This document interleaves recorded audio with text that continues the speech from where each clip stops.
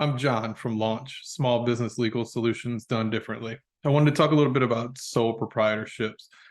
I see a lot of businesses that are set up as sole proprietorships and get a lot of questions about a sole proprietorship. What are the advantages, the disadvantages?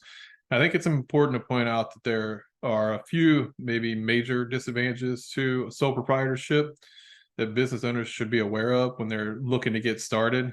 And maybe there are some other options to consider that might be a little more advantageous.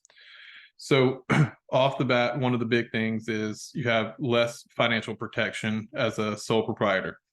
And so what that means is basically all of your personal assets are going to be on the hook for anything that happens with the business.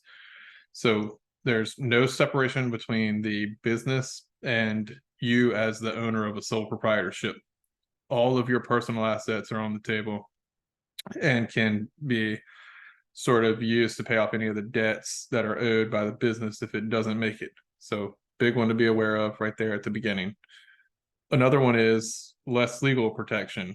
Again, there's no difference between the individual sole proprietor and the business when it comes to a sole proprietorship, as opposed to an LLC or a corporation where the business itself is considered a separate standalone entity.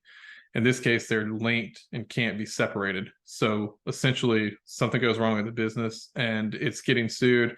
What's really happening with a sole proprietorship is the individual owner is getting sued. So now you're looking at a bunch of legal trouble on top of the fact that you're potentially going to have to be in a financial situation where you pay out a bunch of personal money for what's gone wrong in the business. Something else to consider is no partners are allowed. There's not a good way to bring on a partner, hence the sole part of sole proprietorship. So it could present some limitations when you're trying to grow or expand, or opportunities like that come up. There's also the potential for high self-employment taxes. Other entities such as an LLC offer some flexibility in terms of how you're taxed, which can be really advantageous to small business owners. You're trapped into sort of one tax filing or one tax setup when you're a sole proprietor, and you may be paying more than you should or could avoid paying such a high rate if your setup is something other than a sole proprietorship. Also, there's sort of the less formality involved with the sole proprietorship. It doesn't look as formal or as business-like as setting up a formal entity like an LLC, which could prevent options to get capital. So lenders may be less likely to provide loans, things like that, to a sole proprietor.